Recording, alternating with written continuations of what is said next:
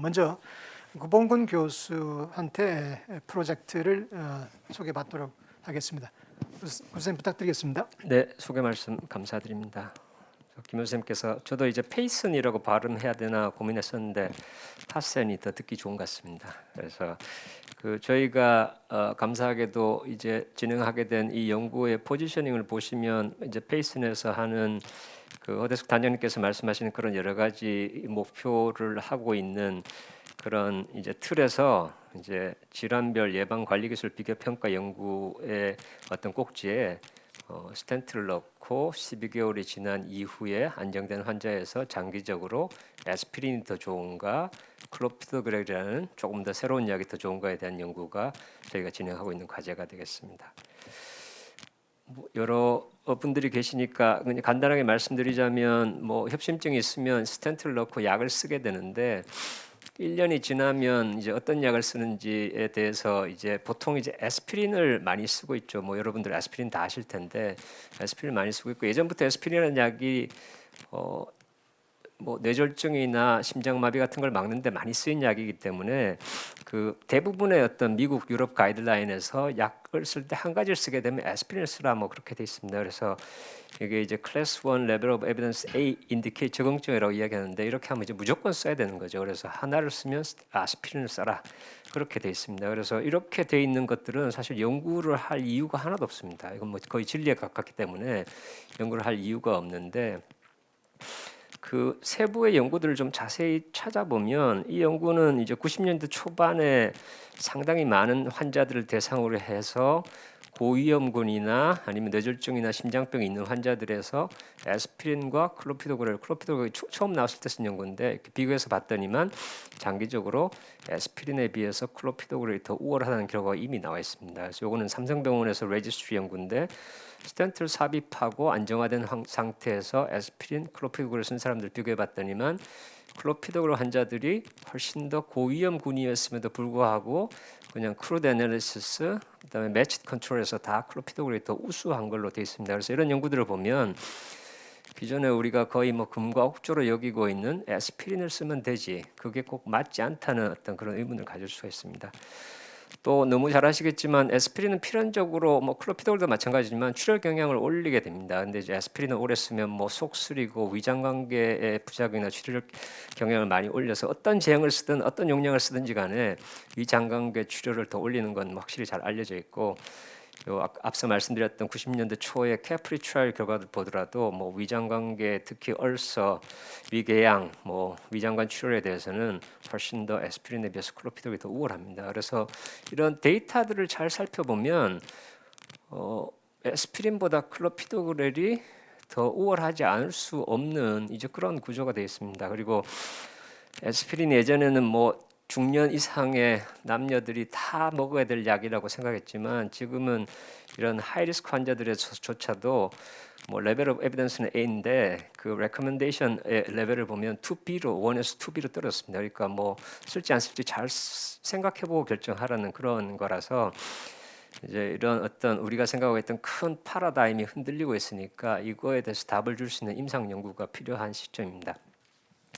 그래서 저희가 하고 있는 연구의 어떤 이제 선행 연구가 됐는데 간단하게 말씀드리려면 5,530명의 환자들을 이제 랜덤해서 에스피린 군하고 클로피도그렐 군하고 해서 안정적인 환자를 2년 동안 팔로우해서 이벤트가 어떻게 변하는가를 본 연구가 되겠습니다. 그래서 저희 김효수 이사님께서 작년에 이제 ACC의 Late Breaking Clinical Trial 세션에서 발표했는데 자세한 내용은 다 빼고 이게 이제 메인 결과인데 프라이머리 아웃컴은 이겁니다. 그래서 어떤 이유든지 사망하거나 심근경색이 생겼거나 뇌졸중이 생겼거나 갑자기 가슴이 아파서 응급실을 갔다거나 아니면 수혈을 한다든지 뇌 출혈이 생겼다든지 하는 크리티컬한 그런 출혈에 대한 걸 다 합친 이 프라이머리 아웃컴인데 이 결과를 보시면 위로 올라가면 갈수록 나쁜 거거든요. 에스피린 군보다 클로피도그렐이 이벤트를 2% 줄입니다. 2%면 이 효과를 보기 위해서는 50명 치료하면 한 명이 효과를 볼 수 있다는 거죠. 그래서 p-밸류가 시그니피컨트하니까 에비던스 베이스로는 이제 명확한 근거가 됩니다. 그리고 이걸 이제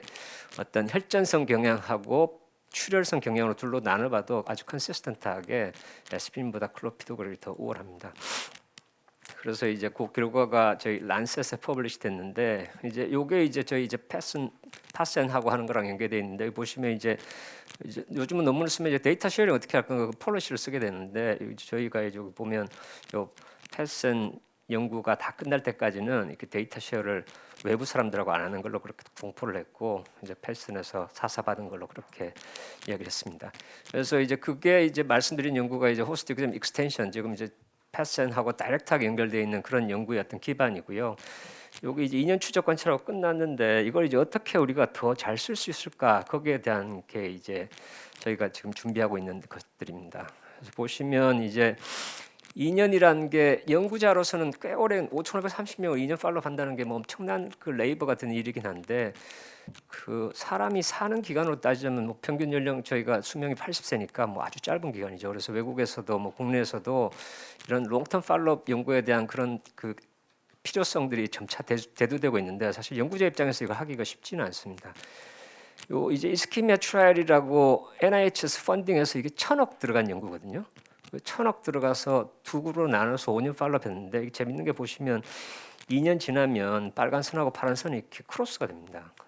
그래서 이렇게 끝나면 이게 어떻게 될지 모르는 거죠. 그래서 이렇게 5년 팔로우해도 이렇게 꼬이면 1,000억 들어서 5년 팔로우해도 꼬이면 이게 더 오래 더 많이 봐야 되겠다 이런 생각을 할 수밖에 없습니다. 그래서 2년에 끝났고 어떤 evidence based medicine의 어떤 기준에서 가이드라인 바꾼 데는 기여를 충분히 했지만 이런 연구가 익스텐션 되지 않으면 안 되는 그런 이제 필요성을 여기서 말씀드리고 있습니다. 그래서 이 호스트 익스텐션 연구라는 거는 기존의 어떤 대규모 RCT를 기반으로 이제 세팅된 그런 데이터를 기반으로 해서 이걸 익스텐션하는 연구고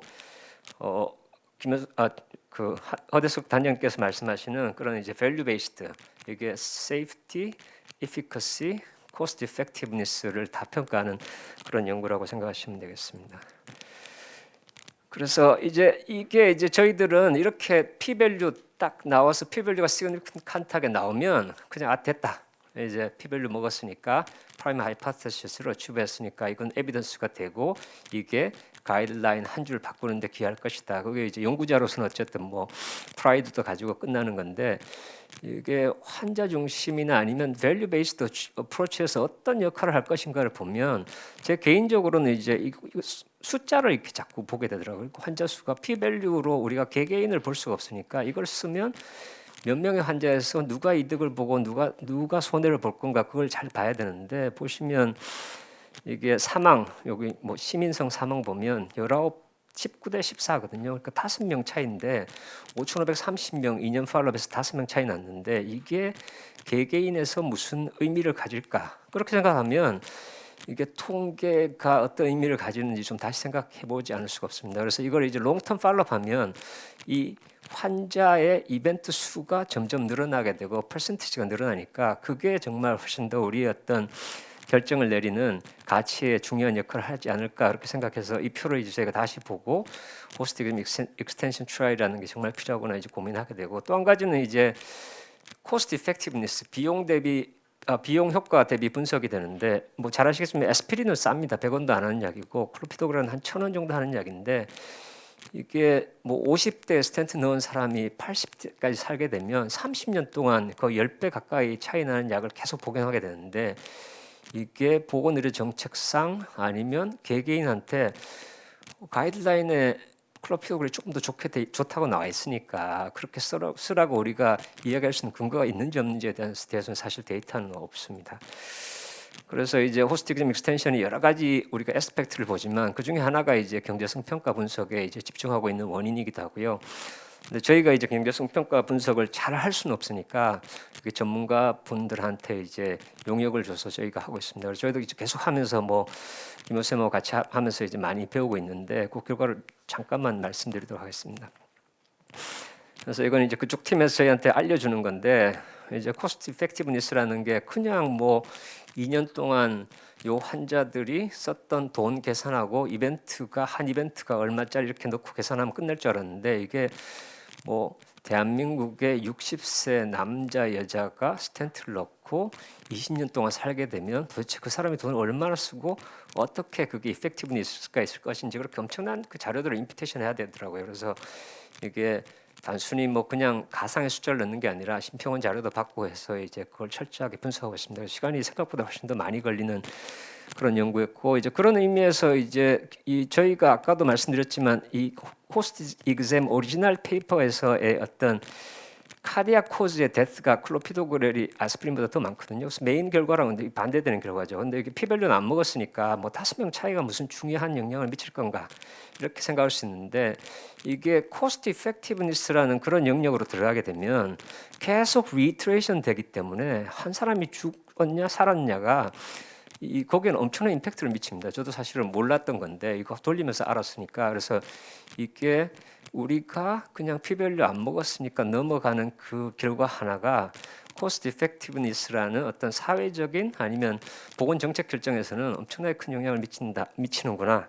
이제 그걸 알게 돼서 조금 더 이제 분석을 해보면 그래서 이게 이제 2년 동안 팔로우한 거 코스트 이펙티브니스 분석한 결과인데 우리 한국 실정에서는 아까도 말씀드렸지만 EBM 근거로 해서 P-밸류 딱 먹었으니까 이건 성공이다 이렇게 이야기하지만 코스트 이펙티브니스를 지금 있는 모델을 그대로 적용해 보면 한국 의료 실정에서는 에스피린 클로피도그렐이 도미네이티드 그러니까 아스피린이 더 좋은 치료가 되는 거죠. 그래서 이걸 어떻게 해석하느냐가 아주 중요한 역할이고 이걸 이제 영국하고 이제 미국 시스템을 다 분석해 보면 이제 약값의 차이, 그다음에 의료 시스템 체제의 차이에 따라서 이게 코스트 이펙티브니스가 다 뒤바뀝니다. 그리고 앞서 말씀드렸듯이 이게 5명밖에 차이 안 나지만 카디악 데스 차이를 그냥 뉴트럴라이즈 시키면 이제 이게 아이서가 이제 포지티브 되는 거죠. 근데 이제 코스트 이펙티브니스의 어떤 기준으로 따지면 아직까지 한국에서는 에스피린 쓰는 게 더 좋을 것 같다.